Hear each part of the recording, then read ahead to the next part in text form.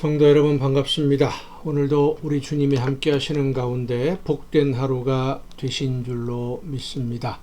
오늘 우리가 이 가정 예배를 통해서 함께 은혜를 나눌 본문 말씀 신약성경 마가복음 11장 27절부터 33절까지에 있는 말씀입니다. 마가복음 11장 27절부터 33절까지 봉독합니다. 그들이 다시 예루살렘에 들어가니라. 예수께서 성전에서 거니실 때에 대제사장들과 서기관들과 장로들이 나와 이르되 무슨 권위로 이런 일을 하느냐? 누가 이런 일을 할 권위를 주었느냐? 예수께서 이르시되 나도 한 말을 너희에게 물으리니 대답하라. 그리하면 나도 무슨 권위로 이런 일을 하는지 이르리라. 요한의 세례가 하늘로부터냐 사람으로부터냐? 내게 대답하라. 그들이 서로 의논하여 이르되 만일 하늘로부터라 하면 어찌하여 그를 믿지 아니하였느냐 할 것이니 그러면 사람으로부터라 할까 하였으나 모든 사람이 요한을 참 선지자로 여김으로 그들이 백성을 두려워하는지라.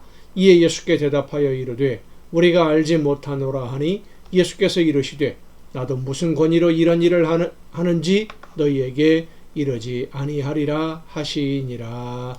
아멘.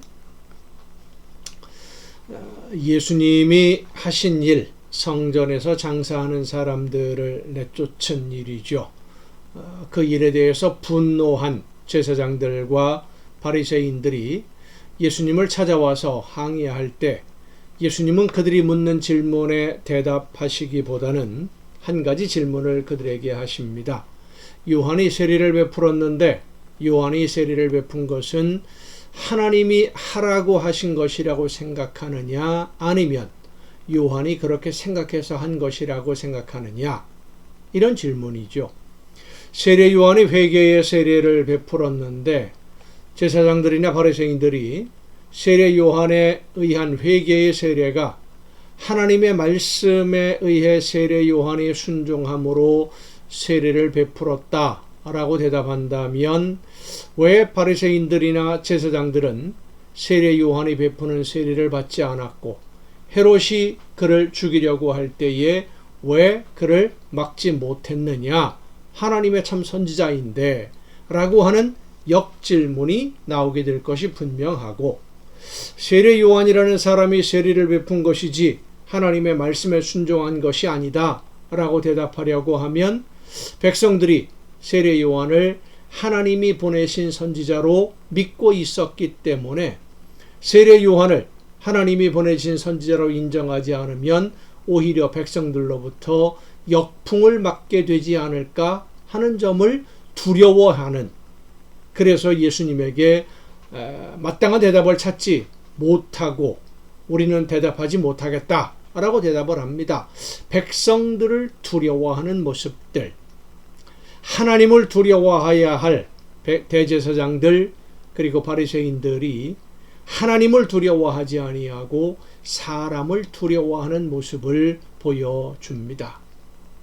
이러한 제사장들이나 바리새인들의 모습은 하나님의 말씀을 듣고 깨달아서 백성들을 가르치며 인도하는 사명을 감당하는 하나님의 일꾼이라고 보여지기보다는 자기들의 인기와 이익에 연연하는 사람들이었다는 것을 스스로 인정하는 것이라고 할 수 있습니다.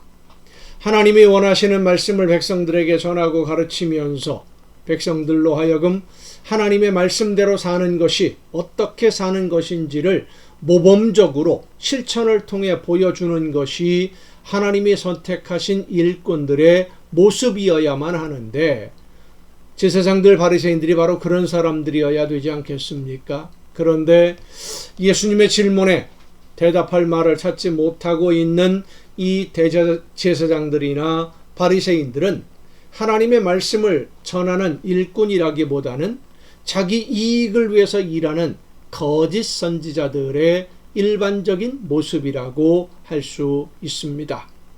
구약 성경에 보면 아합과 이세벨에 의해서 바알과 아세라 우상 숭배가 이스라엘에 만연하고 있던 시절에 하나님의 말씀을 전하는 선지자들, 하나도 없었던 것은 아닙니다.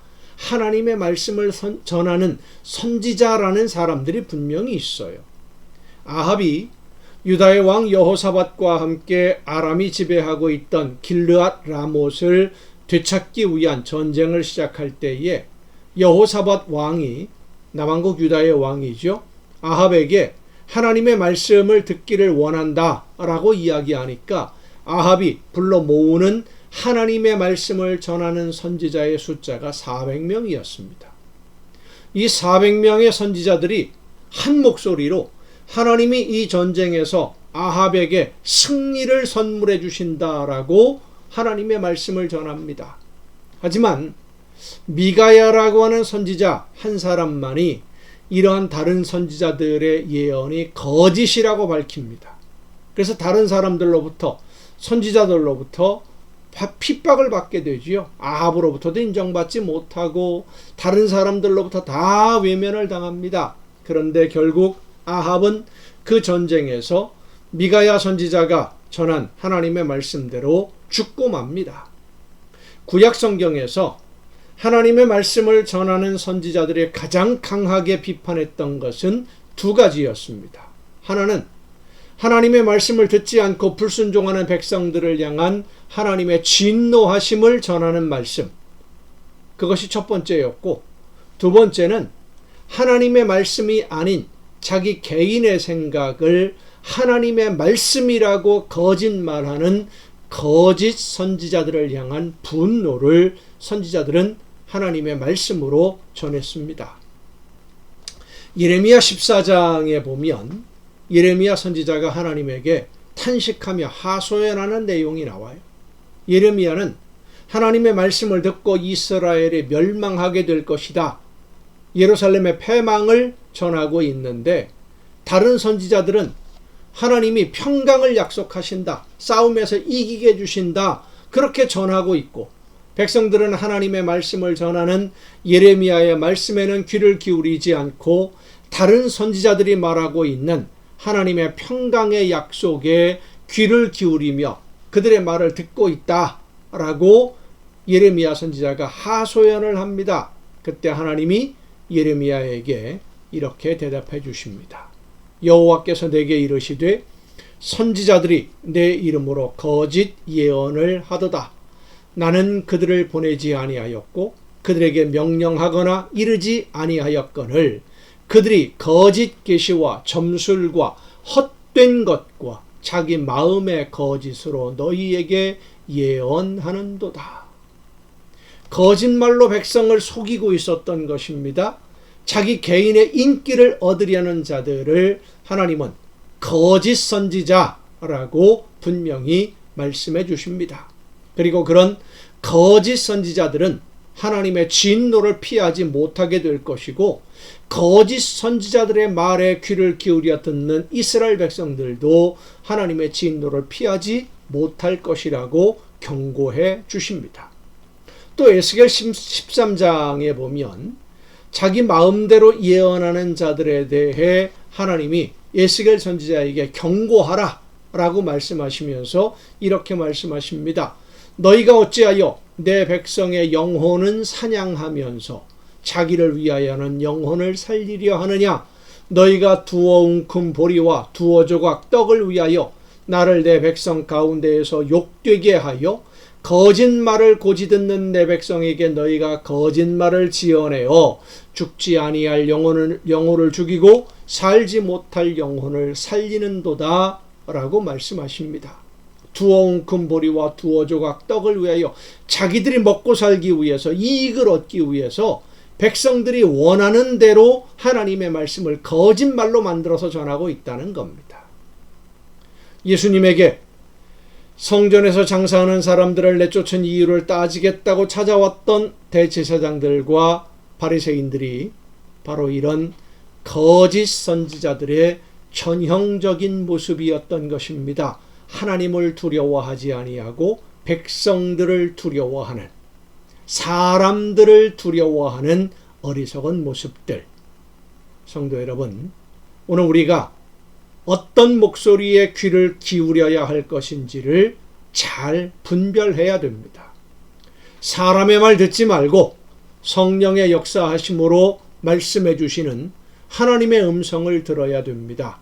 내가 듣고 싶은 말이 아니라 나에게 말씀하시는 하나님의 음성을 듣고 순종함으로써 그 말씀이 나에게 아픔이 되는 말씀이 될 수도 있어요. 책망하는 말씀이 될 수도 있어요. 그러나 하나님이 원하시는 대로 순종할 때에 우리의 삶에 하나님의 은혜가 임하시는 줄로 믿습니다. 말씀하시는 성령의 역사하심을 따라 하나님의 말씀을 잘 분별해 듣는 여러분 모두가 될 수 있기를 간절히 바랍니다. 기도하시겠습니다. 오늘도 크신 사랑과 은혜로 연약한 저희들을 인도하시며 이끌어 주시고 말씀해 주시는 아버지 하나님, 하나님이 말씀하실 때에 성령의 역사하심을 통해 잘 분별하여 듣고 하나님이 원하시는 뜻을 깨달아 믿음으로 순종하는 우리 모두가 되게 하여 주시옵소서. 거짓 선지자들의 말에 귀를 기울이는 어리석은 자들이 되지 아니하도록 우리의 심령을 붙들어 주시옵소서. 이 모든 말씀을 예수님의 이름으로 기도하옵나이다. 아멘. 여러분 오늘도 수고 많으셨습니다. 내일 또 정한 이 시간 가정 예배를 통해서 여러분 모두 함께 다 같이 만날 수 있기를 바랍니다. 내일 뵙겠습니다.